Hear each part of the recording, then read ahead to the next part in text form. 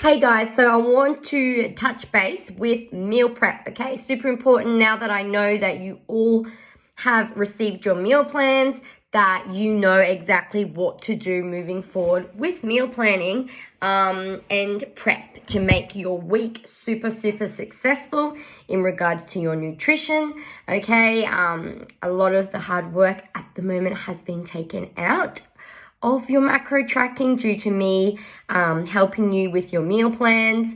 However, the way you prep, the way you get organized for your week ahead is going to be just as an advantage, much as an advantage for you guys in regards to your nutrition and staying on track. So what I want to chat about right now is what to do now that you have received your meal plans.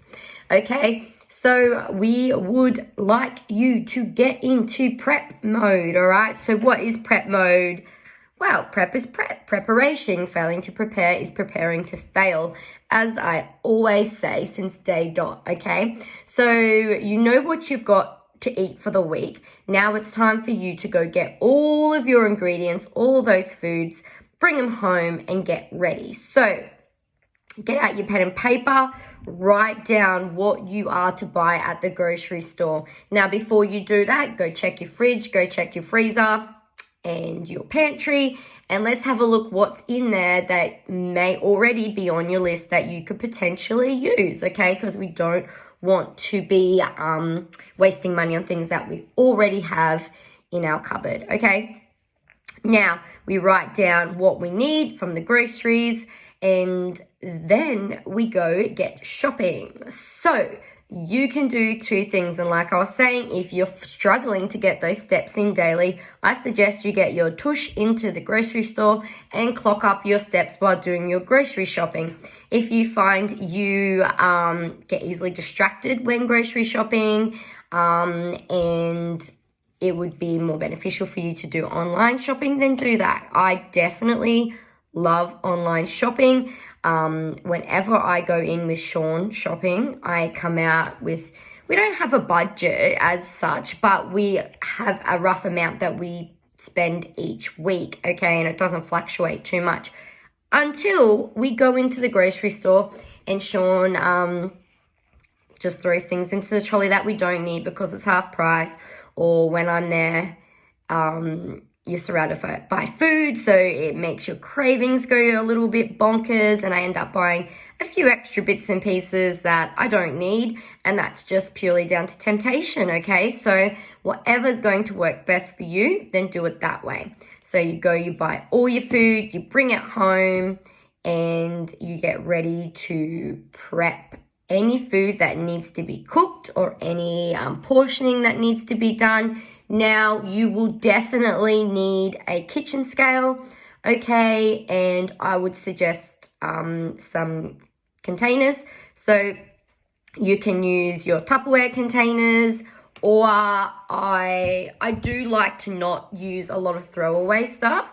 But what I will do is I will buy those Chinese containers from Woolworths, and I tend to usually use them over and over again. I don't throw them out after each use. I just find them really good for prepping, okay? But I do have some Tupperware that I use, but if you're like me, I don't have exactly 5 of exactly the same Tupperware container. So for me, that gets me a little bit when I'm doing my portioning. So those, I'm pretty sure at Woolies, it's like $2 for a pack of 6 or something. Yeah, they're the way to go, but just reuse them each week, guys. So saving the environment a little bit. And Ziploc bags as well. I use them a lot, and I do try to recycle them wherever I can. Okay, so you've got all your ingredients. This does not all need to be done on one day, guys, because it does take a bit of time to do all of this, but bear in mind, it is going to save you a lot more time over the duration of the week. So it's just about investing a solid couple of hours into your meal prep, and it's going to save you so much hassle during the week and also keep you on track towards your goals, okay? So you look at your meal plan. What are you going to do first? So if you've got something like for lunch, like spaghetti bolognese, for example, everything that is on your meal plan is to be weighed where needed, and everything is weighed raw. Okay, so if you've got protein, your meat, weigh that raw. If you've got pasta and X amount of vegetables, make sure you're all weighing that all separately. Okay, the reason why we do that before, because I do know, like, I think it's with chicken breast, like it can be full of a little bit of water and it will lose a little bit of weight. So yeah, that's just going to happen, guys. It's not a whole lot, but the reason why I like you to weigh it raw is because you know that's exactly what you need and we're not wasting, okay? So it's really hard, especially sometimes with rice, like to know what the cooked version is because it gets so much bigger. So yeah, we don't want to be cooking a shit ton of rice and then at the end working it all out at once it's cooked and realizing that we've put on too much, okay, to cook. So to avoid wastage, we're going to weigh everything raw. And there's ways you can weigh each separate ingredient to their exact amount and then push it to the side and weigh the next one. Or sometimes what I do is I put my like a bowl onto the scales and I push the one that makes it go back to zero, so it's not taking into consideration the weight of the bowl. And then I just add, so say if it's like 50 grams of carrots, we'll wait for 50 grams, and then I've got 50 grams of brock, then I just add 50 grams to that current 50 grams, so then I go up to 100 grams, so you can just do it all into one, and then once it's all cut up and weighed, I just chuck it into the frying pan or your wok and cook it up that way, okay? That's a little bit of a time saver as well. But once you do all that, once you cook up your meal, depending on how many times you've catered for it, okay? So like I said, up the top, if your meal, the meal ingredients, doesn't say a serving size, it is one serving. So that is one serving. So if you're going to meal prep from Monday to Sunday, then you times every ingredient in that by 7, okay? Or I may say this is for 5, okay? It just depends on what that recipe was at the time and what I've catered for. It does take a little bit of extra time to break it down into the 7 or the 1, so like serving. So guys, you just have to work that out yourselves, what you want to do with that. Yeah, so you times it by whatever you want, cook it up, and then just distribute it into your takeaway containers or your, what's it called, Tupperware, as evenly as you think, okay, as like a little rough guesstimation, because we are not weighing them all to make sure they're exactly the same. If you feel like your OCD needs to do that, then do it, but don't forget it's that Monday to Sunday time frame. About that's the amount of macros and calories you need to consume. So if you're getting 20 extra calories, you know, because you've put like 10 grams, well, 5 grams more into one over the other, it's not going to make a great difference, guys. So don't stress about that. Just evenly distribute it out as what you feel looks even, and that'll be absolutely fine. Trying to think what else I need to say.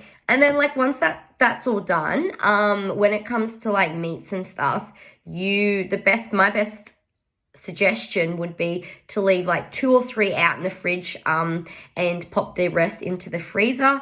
And then as you go through the days of the week and it gets towards the end, like your last one that's in the fridge, then just grab out the one from the freezer and let it defrost. Yeah, so that we're keeping it all safe and you're not got meat in the fridge for too long. I actually I forget the like the shelf life or whatever you call it for meat protein because I don't eat meat. But yeah, I'll have to touch base on that. But I know like 3 days is absolutely fine. And do it that way. If you have, say, like stuff that needs weighing. If you've got, just a rough example, I don't think anyone's got this, but like 50 grams of carrot sticks every day, with like 2 tablespoons of hummus, then it would be a really good idea for you to cut up all your carrot and weigh those 50 grams and then put them into your Ziploc bags or little containers and pop them in the fridge. It's an absolute time saver. If you actually go into Woolies, they have like these tiny little, I think they're like sauce containers or something, or dressing. They're really good for adding like tablespoons of stuff. So if you've got a massive dip of hummus, then you need 2 tablespoons. Popping them into that will definitely help. And it's not just about saving time. If it's there and it's ready to go, it's convenient for you. And if you're in a rush, it avoids you just thinking, oh, I just don't have time today to cut up those carrots. I'm going to grab something else because I'm absolutely starving. And it's better that I eat than not eat at all. Yeah, true, guys. But if you feel like that's going to be you, then the best thing you can do is prep everything as much as you possibly can. Okay, so it's there, it's ready to go. And once you once you finish meal prep and you see it all there, oh my God, it is the best feeling, guys. Or if you get home from work or training and you're tired and you're like, oh my God, all I have to do is literally get it out of the fridge and I'm ready to go. It is a really good feeling once it's done. Yeah, it's a little bit time consuming and a bit of effort during the time you're prepping, but it definitely is outweighed for the rest of the week with convenience and just knowing that you're on track and it's a little bit less effort. So yeah, I still do meal prep myself, even when I'm like not on challenges or anything like that, depending on what my week's going to be like. And if I'm feeling like I want to focus on nutrition a little bit more, make sure I'm not going off track, I still meal prep. It is a really, really good habit to get into. When it comes to family life, I know I don't have to really cater much for anyone but myself. I do meal prep for Sean sometimes too, but he prefers just to go home and, cook up a chicken breast and have salad or veggies or whatever, rice with it. And that's easily done, and he's happy to do that when I've got my stuff prepped. But if you are worried about how it's going to be, in a family situation, in a family dynamic at dinner, well, yeah, it might suck. You might have to still make something for the family, but then you can still eat that with them, okay? So if you make them something separate and then you get yours out, but you're still eating with them. So yeah, and if you feel like, oh, I think they might like that, do your prep to make sure your measurements and everything's weighed and it's exact. And then you can just whip up a batch for them as well, and then you can all eat the same thing, okay? Because if it's good for you, it's very, very good for them as well, and it teaches them healthy habits and allows them to try all the different food groups as well. I'm just trying to think of little things that you can do. In regards to your meal plan as well, if you did say you enjoy your coffees, I would like you to try and limit your coffees to 1 per day. And if you're someone that has I'm trying to think, like caramel latte on full cream milk, that is a definite no. That is a lot of calories in there, and you're just drinking it like a coffee. So to me, I feel like that is a little bit of empty calories, all right? I mean, if that's your soul food, that's your soul food. But I don't know, I'd prefer to eat my calories. Sorry, I got a sneeze. It's gone. I'd prefer to eat my calories than drink them, quite personally. But if you're going to drink coffee, I would like you to tone it down a little bit. So all well and good if you want to use nut milk instead of full cream milk, and please get rid of anything like hazelnut, caramel, whatever it is.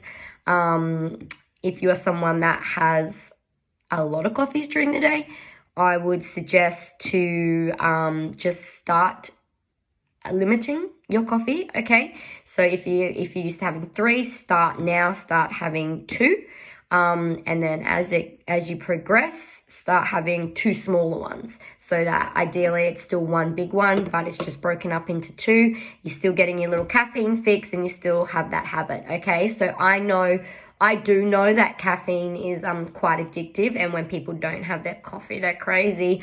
And I don't go crazy, but I truly do miss my morning coffee. I have a morning coffee. I have an almond latte, and it's a habit that I've done. So if I drive past that coffee shop of a morning, because I get it at like 4:30, and I don't go, like literally my neurological pathways are like, hang on, we take that road. That's where we go to get our coffee, because I've created this neurological pathway in my head that that's my habit that I do every morning.